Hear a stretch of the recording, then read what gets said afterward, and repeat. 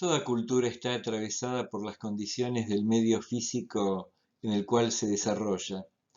En el caso de Grecia antigua se trata de un ambiente dominado por el mar Egeo, por el mosaico de islas que lo pueblan y también por territorios que, si bien son continentales, están ocupados a nivel costero. Este mapa lo que alcanza a indicar es la distribución de territorios de la Liga de Delos o Imperio Ateniense en el momento inmediato anterior a la Guerra del Peloponeso, que se desarrollará a partir del 431 a.C. En el mapa de la izquierda aparece la actual división política, mientras que en el de la derecha, más colorida, la antigua denominación de los territorios que formaban la antigua Grecia. Dos son los escenarios geográficos característicos de Grecia antigua. Por un lado, en las costas escarpadas, con el mar omnipresente, como el que vemos en la imagen, y en tierras continentales un relieve caracterizado por la presencia de cordones montañosos, valles profundos y ríos que otorgan a las ciudades griegas el ecosistema básico que va a depender de una agricultura precisamente en los valles irrigados, de laderas que van a proveer en parte la madera necesaria para la construcción y en tercer término podríamos decir también la piedra necesaria para la construcción de edificios. Lo que hoy puede ser visto como una belleza natural, como un atractivo turístico, no deja de ser un territorio áspero, de difícil accesibilidad, que permitía entonces el aislamiento de las ciudades, su protección de enemigos externos y también a través del mar establecer un sistema de comunicación dada la poca distancia entre costas o entre islas y costa. Tierras caracterizadas por lo que hoy llamaríamos baja sustentabilidad, al margen de lo escarpado, en limitados valles fértiles, eh, escasas tierras para el cultivo o para el pastoreo, también débilmente forestadas, con lo cual la madera parecía como un recurso limitado. En fin, nada que desde lo natural pareciera favorecer el florecimiento de una gran cultura. Tampoco se trataba de un territorio dominado por un solo grupo étnico, sino que precisamente estaban poblados por distintos grupos o tribus que en definitiva iban a tener en algún momento como factor común el lenguaje y la religión, y esto sí daría lugar a una unidad política capaz de sobreponerse a la diversidad geográfica.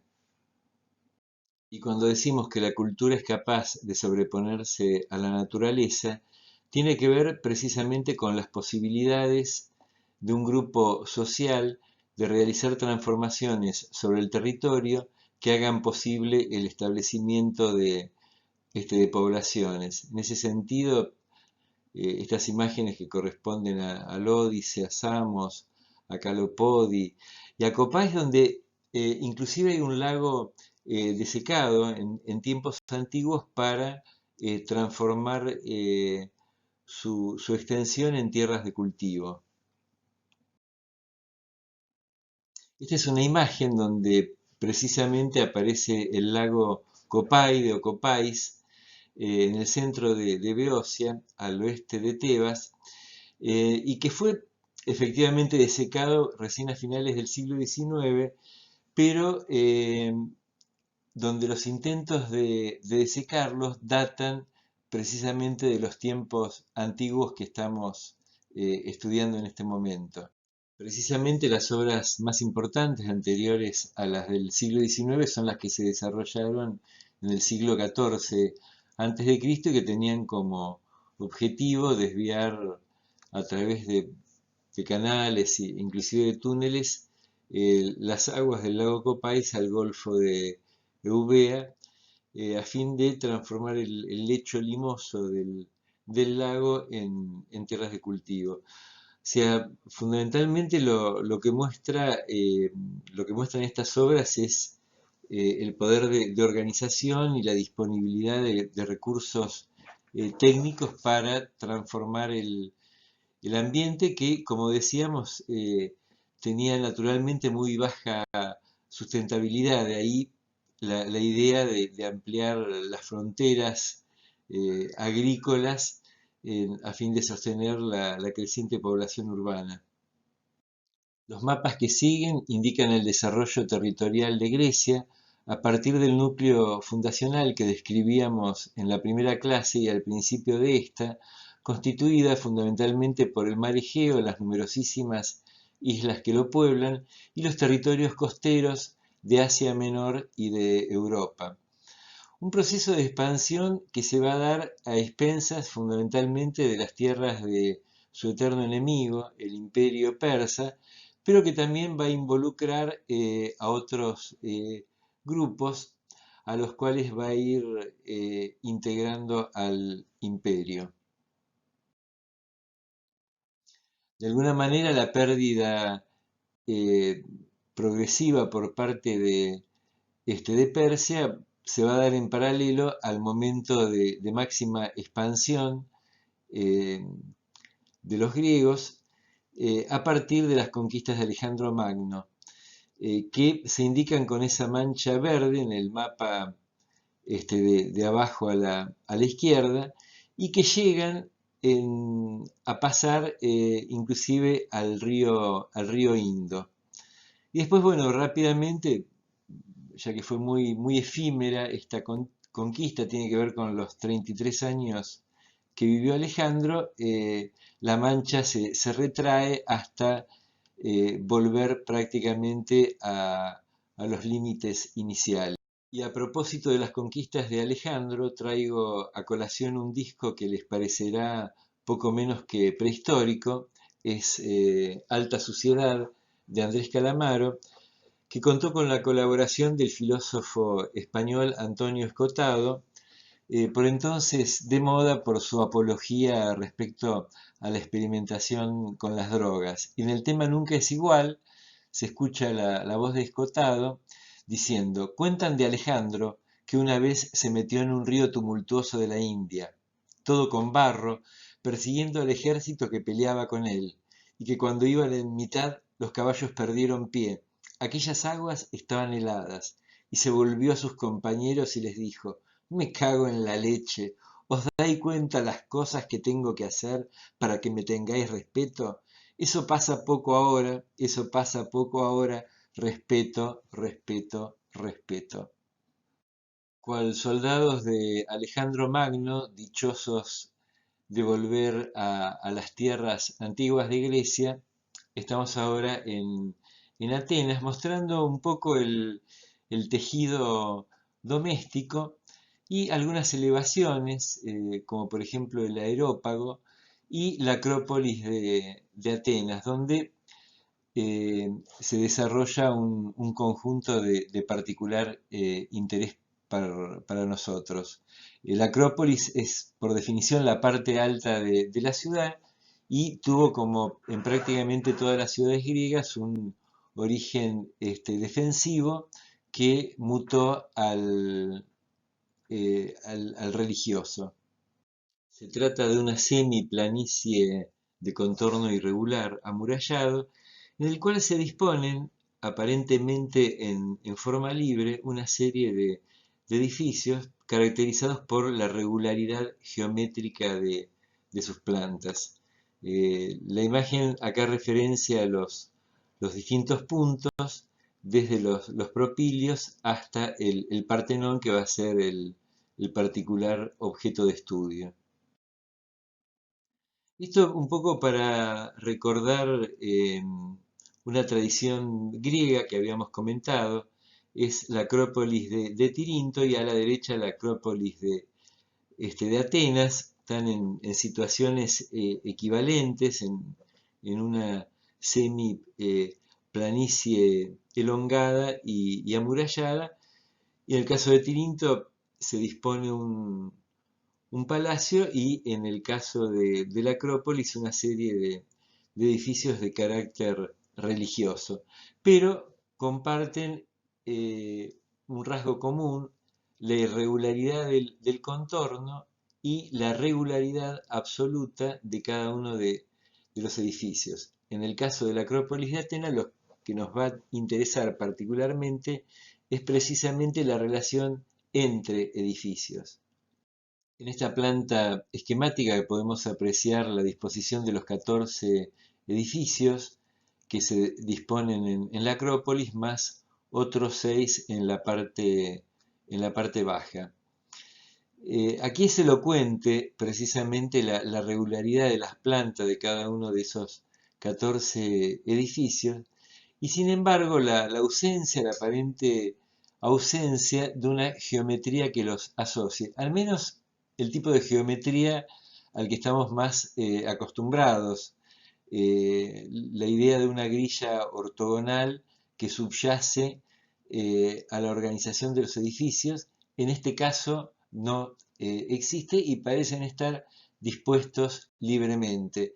Esto ha sido siempre un tema de discusión y de análisis que no tiene por ahora conclusiones precisas.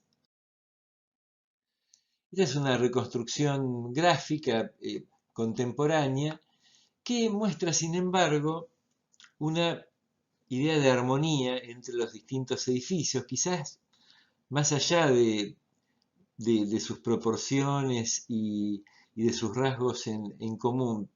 Cuando veíamos la planta, de alguna manera sugería la ausencia de una idea de orden, y si bien en esta imagen no es que se advierta una organización absoluta, pero se nota así una relación, en todo caso, entre partes cuya lógica no alcanzamos a discernir, pero sí a percibir.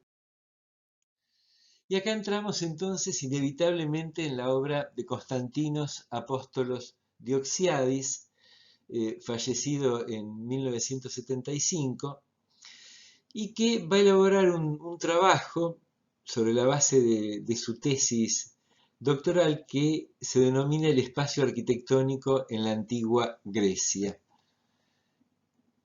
Podríamos pensar que se trata de un historiador, pero acá cuando lo vemos en acción y vemos la portada de algunos de sus libros y algunos de sus dibujos, se va alejando la idea del historiador clásico, y vemos que estamos ante una figura mucho más vinculada al proyecto y básicamente al proyecto urbano, al planeamiento físico, que era en definitiva su especialidad. Y es para él también la puerta de entrada a lo que va a ser un análisis histórico de la conformación del espacio en Grecia antigua. Él va a acuñar una disciplina llamada equística, obviamente derivada del griego, de casa o hogar, y que la define como una ciencia del hábitat. Por entonces, mediados de los años 70, sonaba muy fuerte esta idea de hábitat como elemento integrador de todas las escalas que hacen al territorio, a la ciudad y a la arquitectura. Y la definí entonces como la ciencia de los establecimientos humanos.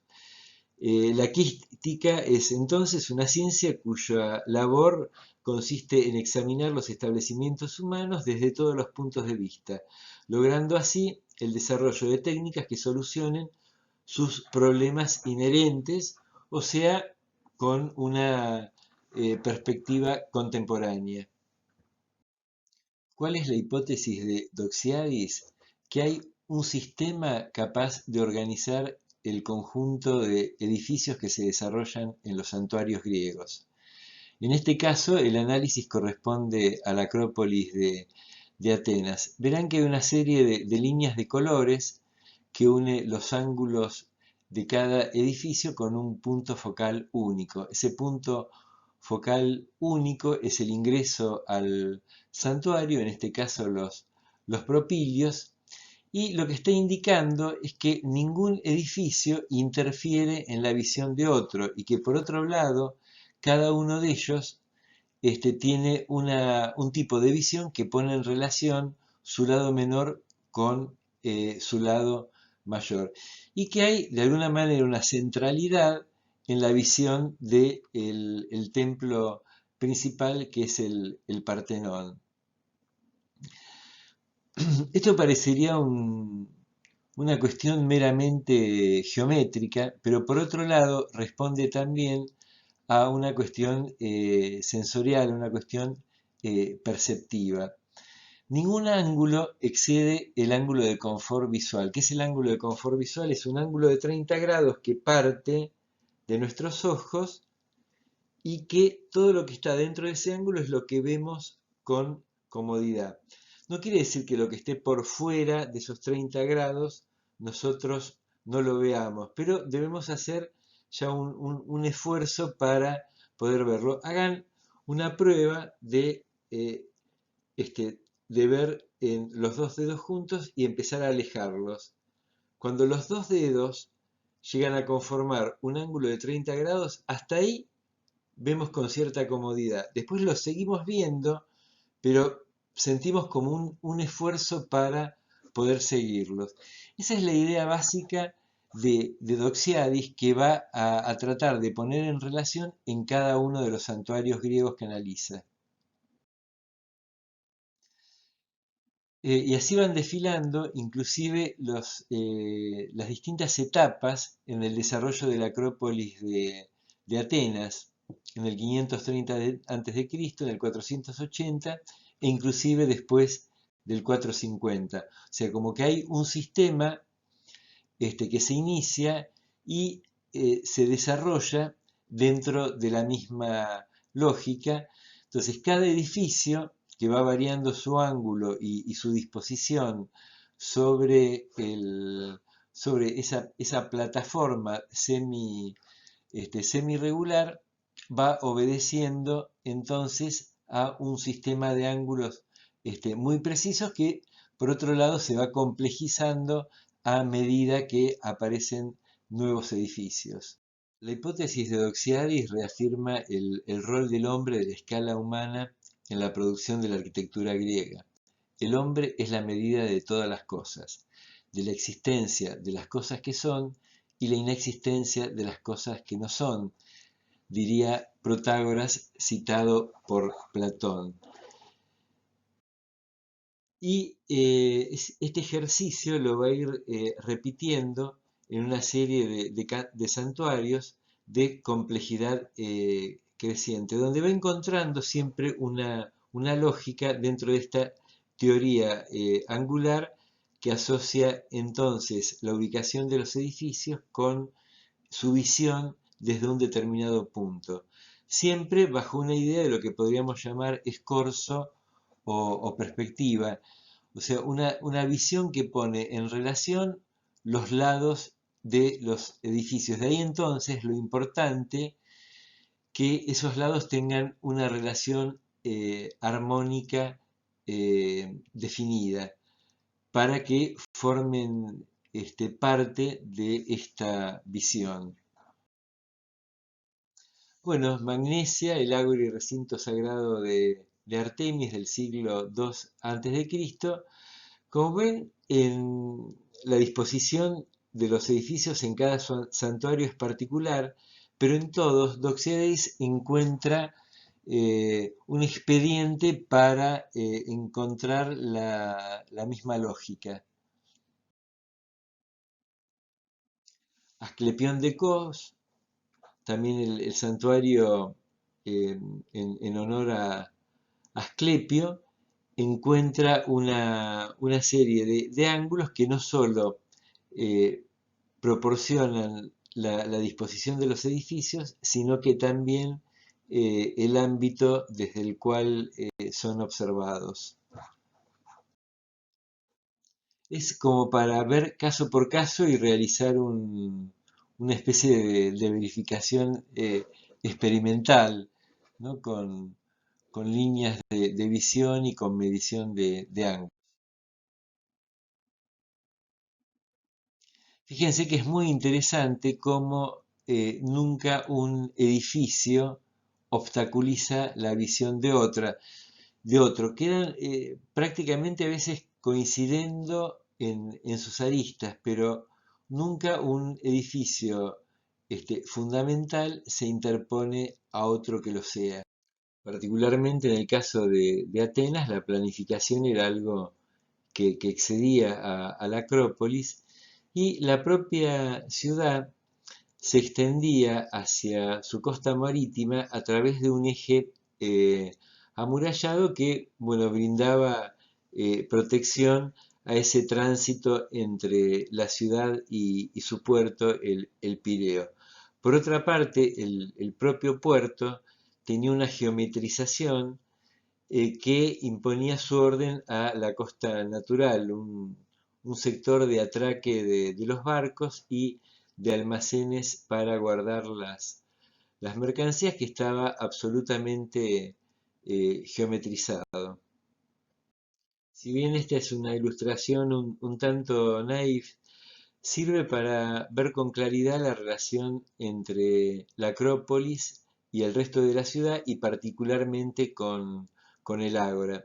Si la Acrópolis era el sector sagrado, el Ágora era el sector público por excelencia de la ciudad, civil, social, comercial. Un sector que tenía tanto edificios permanentes dedicados a distintas funciones como también una suerte de comercio ocasional y ese gran espacio abierto era atravesado por el camino que conducía desde la ciudad baja a la Acrópolis.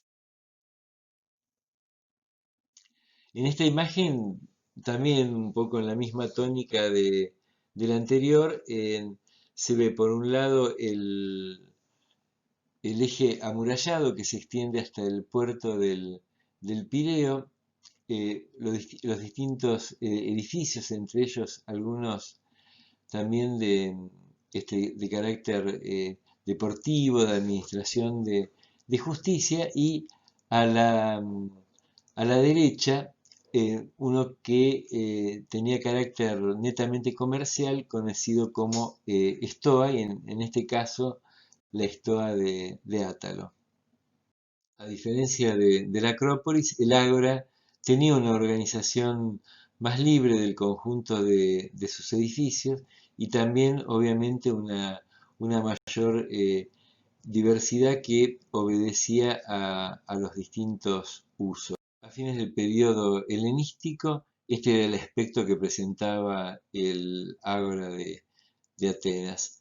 Nos vamos a concentrar particularmente en el edificio de la derecha, la Stoa de Átalo, ya que una reconstrucción muy discutida, por cierto, nos sirve al menos para reconocerla con cierto carácter didáctico, ya que permite reconocer escala, tipología y disposición de los distintos eh, locales. No mucho más que eso. Fue realizado por arqueólogos norteamericanos y bueno, fue comparado a la experiencia de Evans en Knossos en términos de querer dotar a una ruina, como sería en este caso el conjunto de la Acrópolis, la presencia de un edificio tal como fue concebido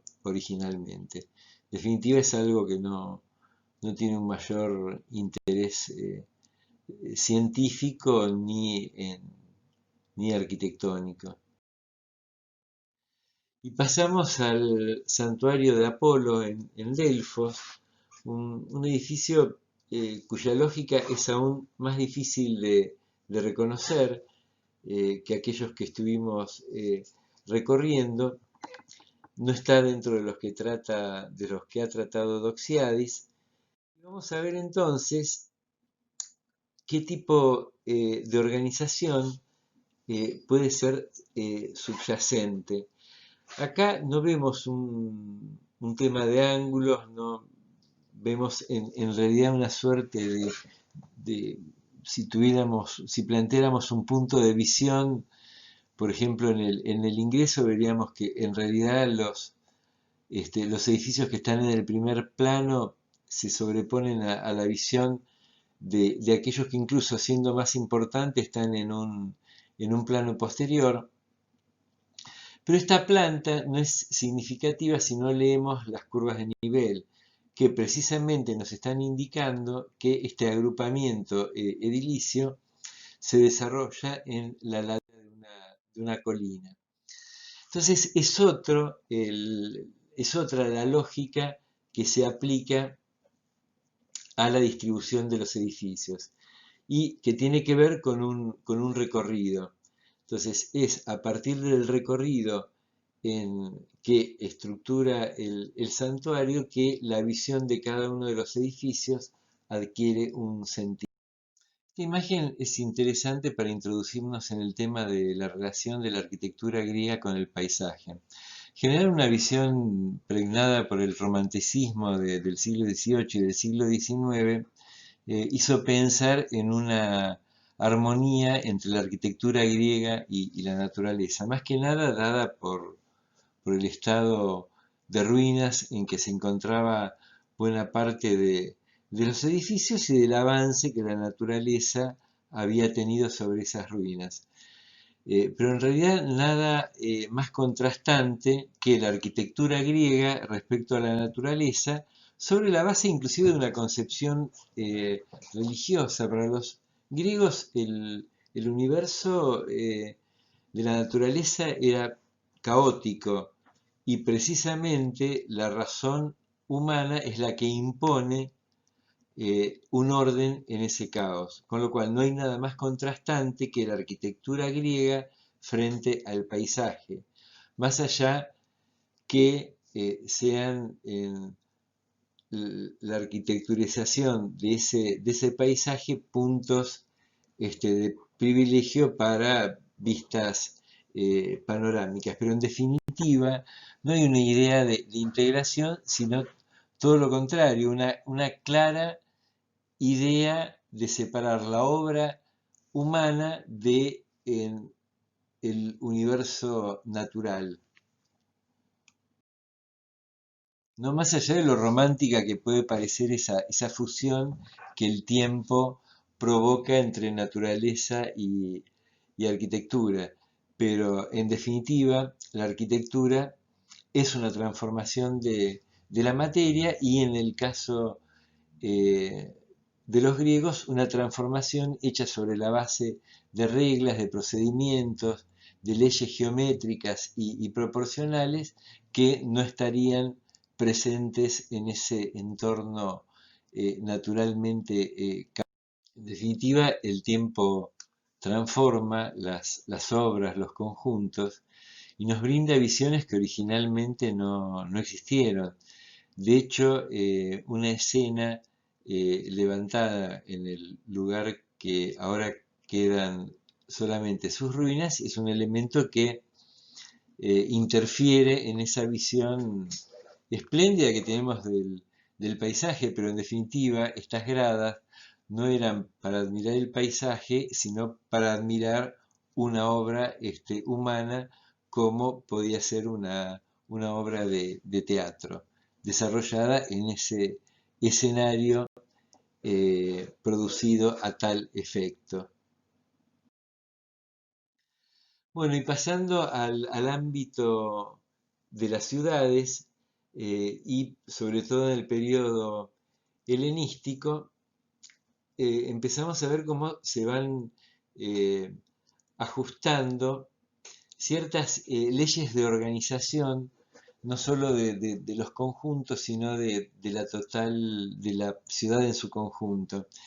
Y en este sentido, fíjense que sigue prevaleciendo esa suerte norma griega que dice que al interior de las ciudades todo es regular, pero que el perímetro de esa ciudad no debe serlo necesariamente.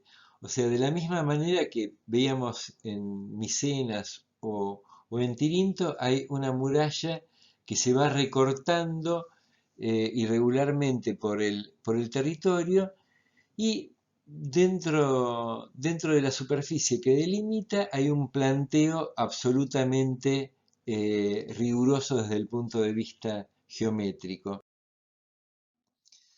Inclusive, bueno, en el caso de Prien está la voluntad de geometrizar la naturaleza que el trazado regular hace, podríamos decir, caso omiso a las irregularidades del terreno, o en todo caso las toma de tal manera que pueda amoldarse entonces la geometría a la irregularidad del terreno. Una ciudad que está hecha precisamente en la ladera, en las estribaciones de las montañas Mícala, junto a un río. En este sentido, en Prien se superpone la grilla ortogonal a la ladera de la montaña, haciendo que las calles que corren en un sentido se conviertan prácticamente en escalinatas y las ortogonales a estas se desarrollen sobre una horizontal. Por otra parte, en el punto medio de la ciudad hay una suerte de plataforma extendida donde se desarrolla el ágora de la ciudad. Ahora, es un rigor geométrico que obviamente contrasta, pero a su vez se adapta con el sitio natural. Bueno, aquí vemos en la planta, de alguna manera, cómo hace un poco caso omiso de las curvas de nivel, o en todo caso toma el punto con menos declive natural para poder estampar la impronta de la regularidad ortogonal.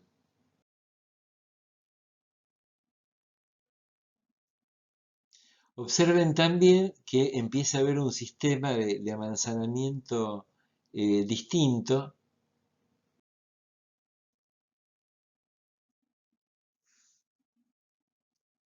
Ya los conjuntos en los santuarios tampoco tienen la disposición de la que hablaba Doxiades, sino que van adaptándose a esa ortogonalidad general.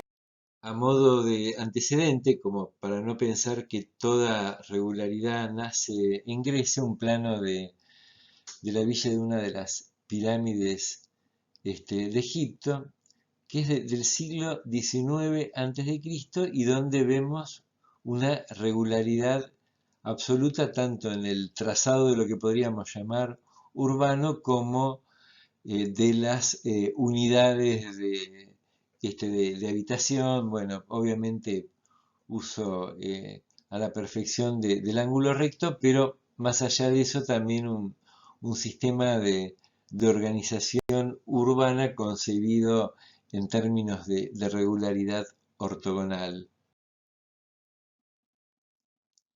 Y en el caso de Prien, muy cercano, ¿no? Si bien alejado en el tiempo, cercano en la lógica, con sistemas de calles principales, de las calles escalonadas de las que hablábamos, e inclusive, si nos aproximamos un poco más, con un sistema igualmente compacto y eficiente, por llamarlo de alguna manera, al interior de las viviendas. Cuando vemos estas viviendas dentro de un lote urbano con un patio en una situación más o menos central, empezamos a entender por qué cuando se habla de casa compacta, urbana o de casa de patio, se dice que en definitiva es una vivienda de tipo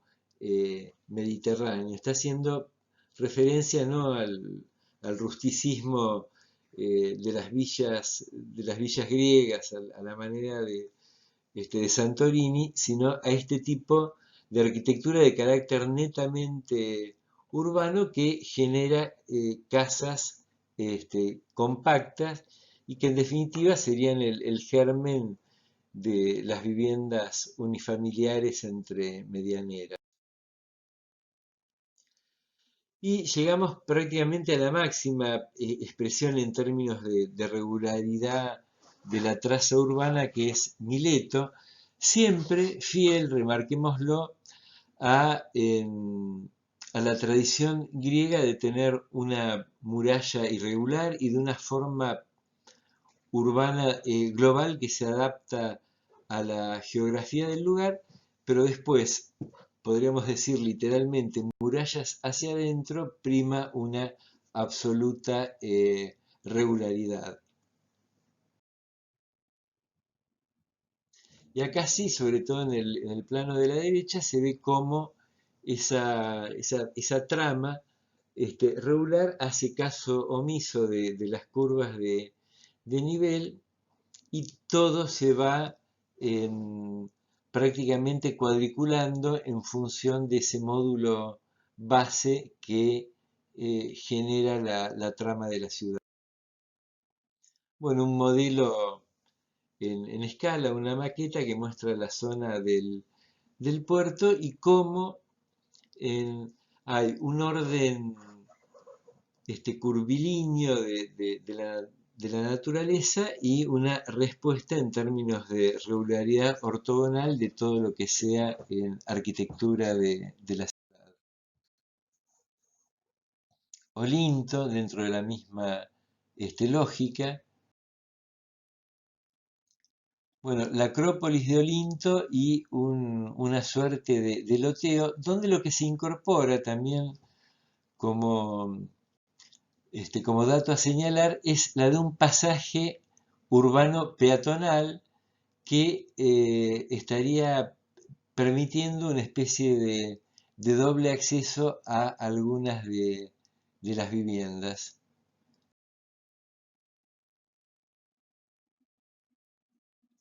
Bueno, Rodas, que tiene la particularidad, es un sitio arqueológico, entonces está definido únicamente una trama base, pero esa trama base también es perfectamente regular y se impone a las irregularidades de la naturaleza. Bueno, por último, lo que se suele conocer como Magna Grecia, que es en realidad el territorio de la península itálica, colonizado por los griegos y hecho de alguna manera sus ciudades y sus edificios a imagen y semejanza de la matriz griega. En el caso de Pestum es un nombre romano de esta ciudad que se la entiende como greco-romana en la región italiana del sur de la Campania. Precisamente en la provincia de Salerno y a 90 kilómetros al sur también de Nápoles. Como decíamos, fue fundada por los griegos con el nombre de Posidonia, o Poseidonia, obviamente derivada de Poseidón, y en una fecha que, aunque se desconoce, sea probablemente a fines del siglo VII a.C., en la primera mitad del 6. Bueno, la planta igualmente regular como las que estábamos viendo en las últimas imágenes y una recreación gráfica del conjunto urbano, de lo cual sobreviven los grandes templos. Bueno, una imagen de entre fines del siglo XIX y principios del siglo XX, que podríamos decir apenas se alejan ciento y pico de años de nosotros, y sin embargo nos transportan a siglos atrás, esa imagen aún bucólica de los edificios en ruinas y de sus áreas adyacentes como zona de pastoreo de rebaños, una imagen ciertamente efímera para el siglo XX.